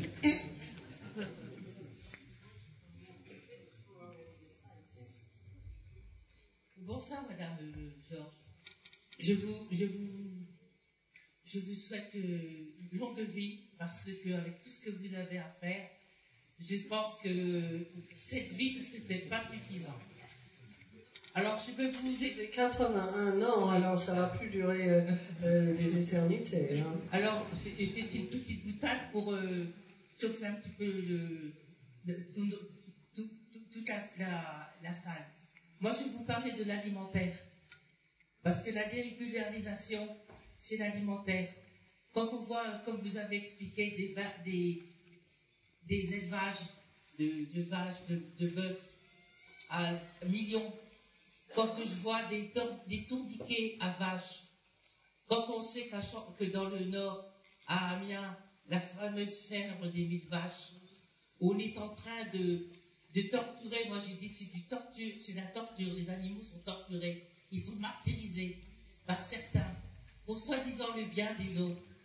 Quand on sait que tous les médicaments qu'on leur donne, quand on sait qu'une vache, un bœuf, on lui donne des médicaments pour qu'il y ait une certaine production musculaire, et que cette bête ne peut même plus marcher. Quand on voit des poulets qui meurent, avec des lapins qui meurent, moi je trouve que... Quelle question, si... Eh ben justement, c'est la dérégulation. On fait du n'importe quoi pourvu que ça rapporte. Et c'est ça qui est dommage. On fait aussi ça pour l'Afrique. On envoie des poulets pour l'Afrique alors que leurs cultures vivrières ne sont plus compétitifs. Merci. Ce que je vous propose, il y a plusieurs personnes qui ont levé la main. On va prendre les remarques ou les questions. Voilà, il y en a une là derrière, une là au milieu. Oui, s'il vous plaît. Oui. Alors, moi je suis pessimiste de cœur, pessimiste de raison, mais optimiste de cœur, c'est Gramsci qui l'a dit aussi. Eh oui, Gramsci. Voilà, donc allons-y. Par rapport aux commentaires que j'ai entendus sur et je fais vite, sur pourquoi ne faisons pas nous des actions sur l'énergie, etc. C'est déjà à l'heure, il n'y a pas besoin de tout réinventer. Il y a une ARCOP qui propose des choses, il y a encore des régies en fond de vallée dans les Savoies qui existent, il y a déjà des mouvements, donc on peut déjà s'inscrire là-dedans. Mais ma question porte plus spécifiquement sur le TAFTA, sur le traité. Quels sont nos moyens d'agir? C'est-à-dire que vous avez dit qu'il faut mettre en lumière, mais si on regarde tous un train dérailler, on ne va pas l'empêcher de dérailler. Donc du coup, le niveau plus 1, ou si on veut vraiment agir, quelles sont les vraies actions?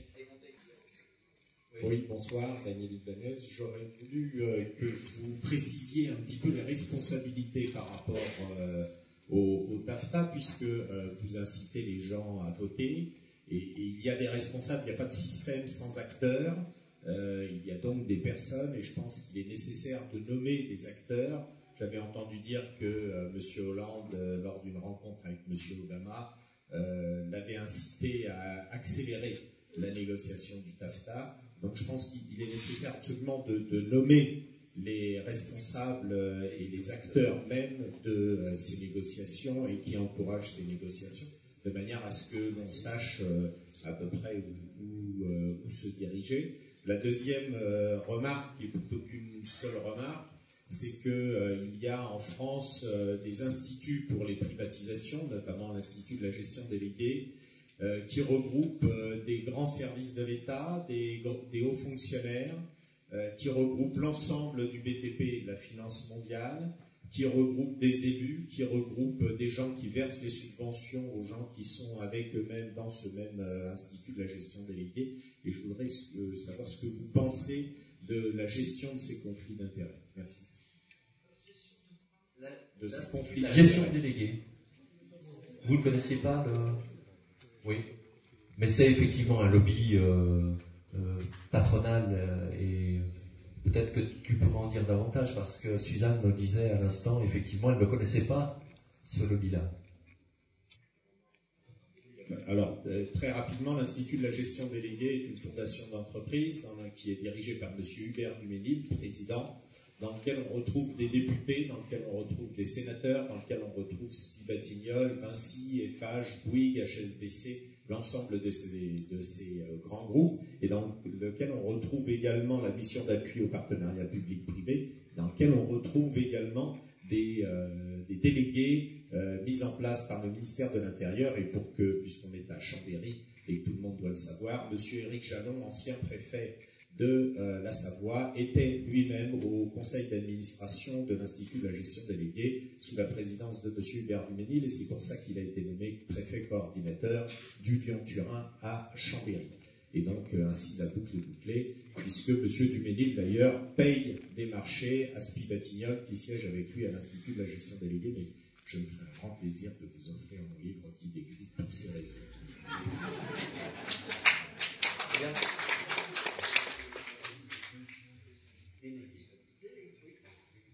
Bonjour, Thierry Bonamour. Donc moi j'ai moins de 40 ans et du coup j'ai pas connu tout ce qui était régie publique et tout ça. Par contre, je vois que quand même les collectivités s'engagent dans des projets, notamment dans le Lyon-Turin, notamment dans l'aéroport à Notre-Dame-des-Landes. Et je me demande si vraiment les régies publiques vont pouvoir nous aider à faire quelque chose ou est-ce qu'il faut inventer autre chose que ça, parce que quand moi je les vois agir, les régies publiques, je m'inquiète. C'est-à-dire, disons un mot quand même pour peut-être... Là j'ai parlé de deux projets, mais il y a le barrage de... Les régies publiques, il y a le barrage de Silence par exemple, là c'est une régie publique qui est public-privé qui faisait ça. Et je pensais au Lyon-Turin aussi, la région, l'État, le département, on vient de le voir avec le préfet, s'engagent à fond là-dedans. Voilà. Donc les régies publiques, moi, ça ne me rassure pas aujourd'hui. On a parlé tout à l'heure du pouvoir citoyen, c'est ce qui a été dit par plusieurs visiteurs. Attends, arrête, il y a des personnes qui... Oui. Et puis après, il y a deux sous à prendre. Allez-y. Bon, je voudrais que quelque chose soit très clair pour le public. Je ne suis pas experte sur les institutions françaises. Le bouquin que j'ai fait sur les entreprises transnationales concerne le gouvernement américain et l'Union européenne et ce qui est fait à ce niveau-là. Et je parle de lobbying à ce niveau-là, au niveau européen. Et l'ONU, vous évoquez. L'ONU, oui, aussi l'ONU, et aussi Davos, et le plan de Davos pour les êtres humains partout sur le globe. Mais je remercie ceux qui ont contribué quelque chose qui est propre à la France. Chacun des pays a des lobbies, c'est certain.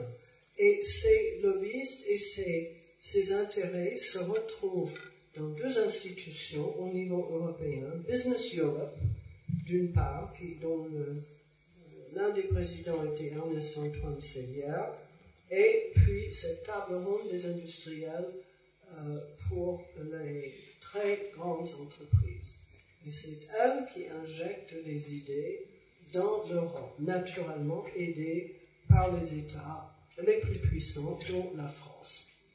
Mais je ne suis pas spécialiste de cela, et il y a beaucoup de bouquins, certainement, que vous pouvez lire autour des sujets qui vous intéressent. Mais les questions sur moyens d'agir contre le TAFTA, et la dernière question, que si je comprends bien, vient de la Confédération paysanne, de membres de la Confédération paysanne, je crois qu'il faut faire, si le fait que les tarifs douaniers sur la protection des paysans et des petits agriculteurs européens, pour que ça perdure, il faut que le mouvement soit européen. Et il y a une antenne de la Conf à Bruxelles, il y a des membres de la Conf, je le sais, en Espagne en tout cas, et en France, peut-être dans d'autres pays, je ne sais pas s'il y a des organisations nationales en Autriche, en Allemagne, etc. Mais il faut vous mettre ensemble et faire votre campagne pour qu'on ne dise pas en secret, nous vous donnons, nous, Europe, nous vous donnons l'agriculture si vous nous donnez les marchés publics aux États-Unis. Ce n'est qu'un exemple, comme j'ai dit, c'est ça par une fuite, et je ne peux pas vous dire que c'est absolument vrai. Mais je crois que l'Europe, depuis longtemps, se fiche pas mal de la diminution du nombre de paysans en Europe et l'accueille très favorablement même, et veut un système industrialisé, productiviste, etc.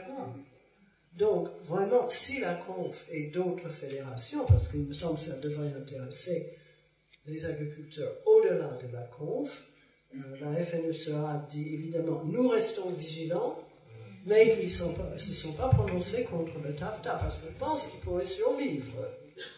Moi, je pense le contraire, mais bon. Mais en tout cas, il y a d'autres syndicats, d'autres chambres d'agriculture, dans lesquelles je pense que c'est à vous d'agir. Ça, je peux vous signaler le cas, mais je ne peux pas faire votre campagne pour vous. Et quand on me dit quels sont les moyens d'agir contre le TAFTA, je n'ai donné que les signatures et les votes, enfin, en gros. Mais je pense que si on essaie d'agir seul, c'est très bien de raconter comme individu à d'autres individus ce qui se passe. Mais je pense qu'on est beaucoup plus efficace dans des organisations. Ça peut être un TAC, ça peut être les Amis de la Terre, ça peut être les grands projets inutiles. On a parlé du Lyon, voilà, oui. Mais dans une organisation, parce que ça a beaucoup plus d'effet. Je sais bien qu'on peut faire différentes choses à différents âges de la vie et que chacun n'est pas libre de passer sa vie à militer sur quelque chose. Mais c'est ça le plus efficace, d'être organisé avec d'autres. Et puis, par exemple, maintenant, il y a pas mal d'organisations qui ont des campagnes, comme nous avons fait avec la GCS, de mettre des villes symboliquement hors TAFTA. Des régions aussi. Et ça prend pas mal, parce que quand les élus comprennent que ça peut se passer à leur niveau, et que ça peut être les obliger à, s'ils veulent, je ne sais pas, construire une grande école, qu'il faut ouvrir le marché à tout le monde. Vous ne pouvez pas dire ça va être les compagnies locales. Vous n'avez aucun choix en là-dessus. Voilà. Donc, il y a des choses à inventer, mais pour moi, si ça ne se fait pas au niveau européen, à un moment ou à un autre, on est mal. Voilà. Juste rappelons à ce sujet qu'il existe déjà depuis plusieurs mois un collectif Stop TAFTA à Chambéry, qui regroupe, enfin, Savoyard, c'est Stop TAFTA 73. syndicats, partis politiques et associations. On vous donne enfin la parole. Je reviens sur la partie de votre intervention qui portait sur le différend, par exemple, entre une entreprise de forage et puis l'État équatorien. Pour que deux parties qui s'opposent suivent la décision d'une instance d'arbitrage ou d'un tribunal, il faut que les deux le reconnaissent comme légitime. J'entends pas, monsieur. Ah, pardon. Je dis pour que deux parties qui s'opposent, un État équatorien, par exemple, avec une société de forage pétrolier, reconnaissent la décision d'un tribunal, il faut que les deux parties le considèrent comme légitime. Qu'est-ce qui empêche l'État équatorien de s'opposer à la décision d'un tribunal privé, puisque c'est une instance d'arbitrage privé? Et est-ce que ça, c'est un moyen d'éviter que des décisions qui soient prises par des instances privées s'imposent à des États? Hélas, non. Parce que si vous avez signé ce traité, et si vous avez accepté, vous nommez votre arbitre, et quand la décision tombe, vous êtes lié par la décision. Alors, on me dit parfois, mais pourquoi ils disent pas, bon, on ne paie pas? Ben, tout simplement parce qu'à ce moment-là, les États-Unis peuvent arraisonner les exportations de l'Équateur, peuvent trouver d'autres partenaires dans cette entreprise. Ça peut devenir très inconfortable pour le pays qui refuse d'accepter le système. Et si c'est signé par l'Équateur, et l'Équateur a un traité avec les États-Unis et peut-être avec d'autres, je ne sais pas sous quel traité cette action a été apportée, parce que les cas que j'ai cités ne concernent que des traités bilatéraux ou multilatéraux existants, signés, hein, qui font partie de la loi de chaque pays qui a signé. Je ne peux pas parler des cas sous le TAFTA parce que Dieu merci, ça n'existe pas encore. Donc, si vous acceptez le traité, vous acceptez toutes les clauses dans le traité. Donc, vous acceptez la décision de ces tribunaux privés parce que vous aviez la possibilité de dire non et de ne pas signer le traité. Vous l'avez accepté, vous avez signé. Oui, s'il vous plaît. Cet accord machiavélique entre l'Europe et les États-Unis n'est-il pas aussi lié à un système qui permettrait de neutraliser l'économie asiatique? Oui. L'économie asiatique qui notamment a des percées assez fortes sur l'Afrique, entre autres, et qui fait peur aux États-Unis. Oui. Géopolitiquement, c'est aussi une horreur, parce que si les États-Unis, qui sont au milieu, ils ont maintenant le traité pacifique, n'est-ce pas? Ça a été signé. Pas ratifié encore, mais c'est les États-Unis et 12 pays d'Asie. Et s'ils ont en plus le TAFTA, ça va faire à peu près les 2/3 du PNB mondial et à peu près les 3/4 du commerce. Parce qu'il y a le Japon là-dedans, il y a le Vietnam, il y a l'Australie, il y a le Mexique, le Canada. Ça fait beaucoup de commerce, hein, beaucoup de monde. Mais il n'y a pas la Chine. Et c'est un engin pour s'opposer à la Chine et de pouvoir lui dire, géopolitiquement, vous avez intérêt à accepter toutes les clauses qui sont dans le TAFTA, parce que sinon, vous allez être de plus en plus exclus du commerce mondial. On trouvera quelqu'un d'autre. Et je crois que c'est ça. Hillary Clinton a dit c'est un OTAN économique. Je crois que c'est tout à fait ça. Est-ce que ça répond à votre question? Alain Rico, Nouvelle Donne. J'avais une question sur le traité transpacifique, donc vous avez répondu. Maintenant, j'ai une question à la salle.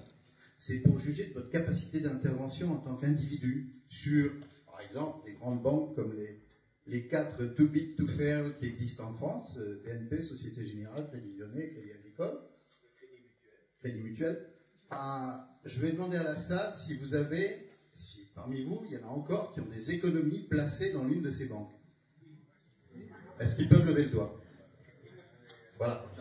Donc un acte individuel que vous pouvez poser, c'est demain, vous allez voir votre banquier et vous lui dites, je retire mes économies Et je vais les mettre dans des organismes du type Oikocredit, qui est un excellent organisme qui, oui, bien sûr, la nef si vous voulez, mais il y a des tas d'organismes extrêmement utiles à l'humanité qui placent votre argent sur le microcrédit et en plus qui vous font des rapports de 2% par an. Voilà, je voulais simplement signaler ça à l'ensemble de la population. Merci.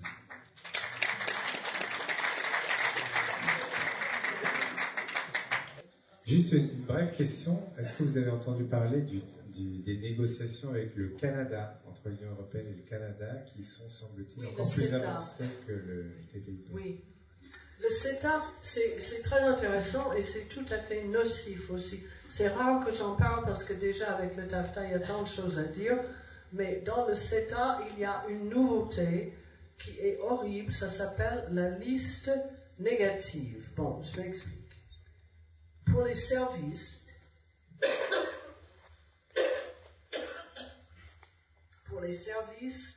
si vous voulez exclure quelque chose, si vous ne voulez pas qu'il y ait, je ne sais pas, des services financiers qui soient dans le traité, ou les services de santé, il faut mettre une liste positive, c'est-à-dire il faut lister. Avant, jusqu'ici, on faisait des listes.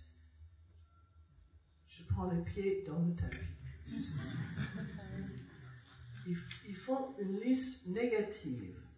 Tout ce qu'ils ne veulent pas, il faut être listé. La liste positive, c'est ce qu'on a fait jusqu'ici. Ça a été de dire tous les services sont protégés, sauf, par exemple, la finance, l'électricité, parcs nationaux, que sais-je. Mais avec le CETA, on le change pour que si on n'a pas pensé aujourd'hui à telle chose, c'est libre à l'investissement et à la participation étrangère. Donc ça, c'est une nouveauté, et ça a été signé. Et je n'ai pas encore lu le texte, mais ceux qui l'ont lu disent que c'est pire qu'ils ne craignaient.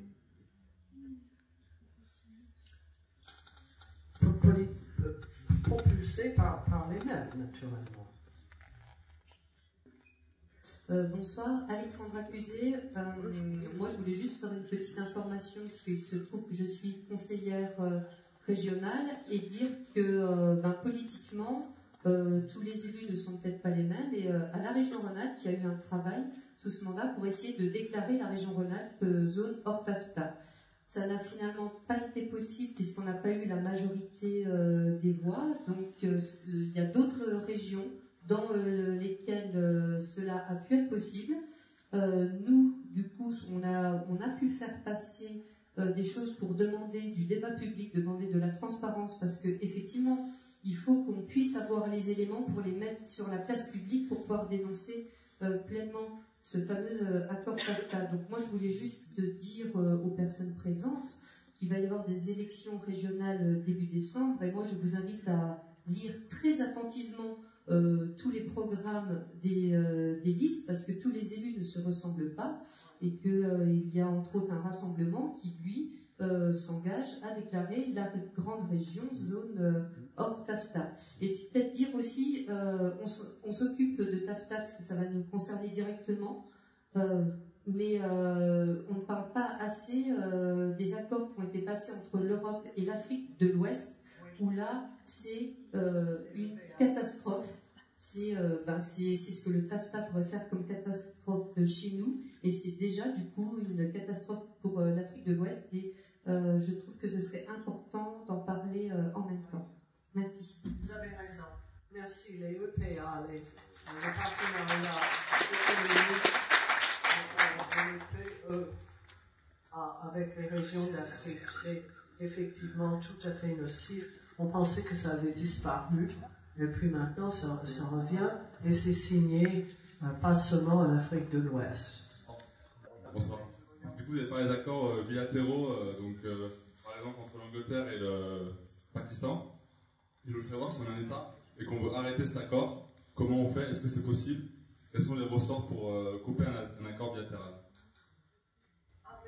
Un accord peut être dénoncé.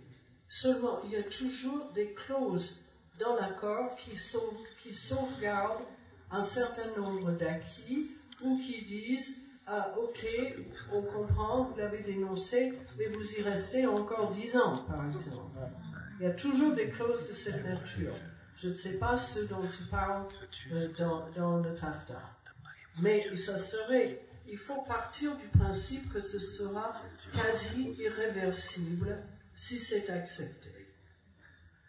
Et il y a une chose importante, et je vous remercie parce que ça me permet de le dire. Ils considèrent ça comme ce qu'ils appellent un living agreement, un accord vivant, un accord ouvert, un accord aussi, ils appellent ça evergreen, c'est-à-dire toujours vert. On peut signer, ils peuvent décider, par exemple, les OGM, c'est trop compliqué cette fois-ci, on va mettre les OGM hors du traité, et puis dans 2-3 ans, quand les gens se seront calmés, ou quand il y aura une science adéquate en Europe, et ils n'auront pas pu prouver, etc. Enfin, ils trouveront un prétexte, et à ce moment-là, on peut signer ce bout-là, et il y aura une provision dans le TAFTA qui dit qu'on peut mettre des bouts et des morceaux dedans, et que ça a la même force légale que le traité si c'est signé. Ça m'amène à répéter qu'il ne faut absolument pas laisser signer cet instrument. Une fois signé, on est vraiment jusque-là dans la vie. Peut-être la dernière intervention. Oui, je repose la question de tout à l'heure. J'aimerais que vous nommiez les acteurs de ce système et ceux qui sont favorables à ce que ce soit au niveau européen, que ce soit, comme on a des élections, ce serait bien qu'on sache qui est partisan de ce TAFTA au niveau politique européen. Bon, j'ai passé la soirée à faire ça. Ça a été toutes les entreprises transnationales qui se retrouvent il y a 20 ans dans le Transatlantic Business Dialogue, lequel a évolué, qui est devenu, je donne toute la chronologie dans le bouquin si ça vous intéresse, parce qu'il y a eu des modifications en chemin, mais bon, c'est maintenant le Transatlantic Economic Council qui est formé. C'est des représentants de ces grandes entreprises. C'est elles, les acteurs. C'est elles qui poussent leur ordre du jour. C'est un grand serviteur de l'État, Pierre Defraigne, qui dit que le lobbying en Europe, c'est une collusion systémique. Et si les entreprises ne font pas du lobbying, la Commission les invite à faire du lobbying. Il y a eu 127 réunions de préparation pour le TAFTA avant qu'on lance les négociations, et sur ces 127 réunions, 93% ont été pour les lobbies ou les affaires directement. Ça a laissé 7% pour les écologistes, les consommateurs, les sportifs, tous ceux qui ne faisaient pas une action commerciale. Est-ce que M. Macron est pour? C'est ça. Tous les États ont signé le mandat fait par ce groupe de travail de haut niveau dont on ne sait pas qui étaient les membres. Monsieur Hollande a dit des gens de la Commission. Comment? Monsieur Hollande a dit, pour répondre à la question de Daniel Ibanez, Monsieur Hollande a dit qu'il faut faire très vite dans cette TAFTA. Oui. Moscovici était membre de l'ERD, la table ronde des industriels. Monsieur Valls, conseiller de campagne de Monsieur Hollande, était membre d'un groupe d'industriels, de banquiers mondiaux. C'est d'ailleurs pour ça que je n'ai pas voté Hollande, puisque ces conseillers étaient eux-mêmes dans ces groupes d'influence dont vous venez de parler. Notre gouvernement de gauche est inféodé à ces grandes féodalités. Je ne vous le fais pas dire. Mais tout le monde a signé ce mandat. Nous sommes infectés, c'est ma réponse à la question sur le néolibéralisme. Nous sommes, mais c'est pareil en Angleterre, c'est Tony Blair, maintenant c'est François Hollande, on a résisté un petit peu plus longtemps que les autres, et tous les partis dits socialistes sont impliqués, et si je votais ici, ce serait certainement, comme dit l'ami là-haut, qui a parlé du rassemblement. Mais je ne vais pas vous dicter votre vote, je vous dis tout simplement. Moi. Voilà. Parce que j'en ai assez. J'ai assez de ceux qui...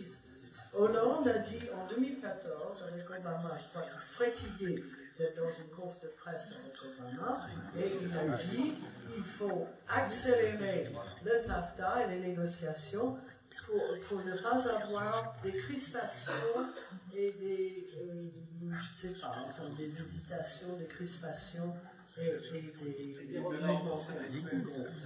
J'oublie les adjectifs, ça aussi c'est dangereux. Mais nous nageons dans le néolibéralisme. Vous pouvez me donner les noms de X, Y et Z. Moi, je préfère vous citer Pierre Dufresne, qui a été le directeur de cabinet de Pascal Lamy. Il n'y a pas plus pro n'importe quel traité que Pascal Lamy, et qui a dit la collusion entre l'Europe et les grandes entreprises est systémique. C'est comme ça. Je ne peux pas faire mieux sur les acteurs. Ouais. Bien, juste avant qu'on se sépare et que vous rejoigniez Suzanne Georges dans l'hall pour qu'elle vous signe les bouquins que vous lui achèterez, je vais lire, comme elle se qualifie dans sa conclusion du bouquin là, Les usurpateurs, elle nous dit « Je me suis toujours efforcé d'être un chercheur militant. Le qualificatif d'intellectuel public qui nous est parfois appliqué n'exprime pas aussi clairement notre volonté de mettre en pratique les idées que nous prêchons. Je me considère comme une travailleuse de la connaissance. » Et je trouve ce soir que vous en avez donné un exemple éclatant et on vous remercie.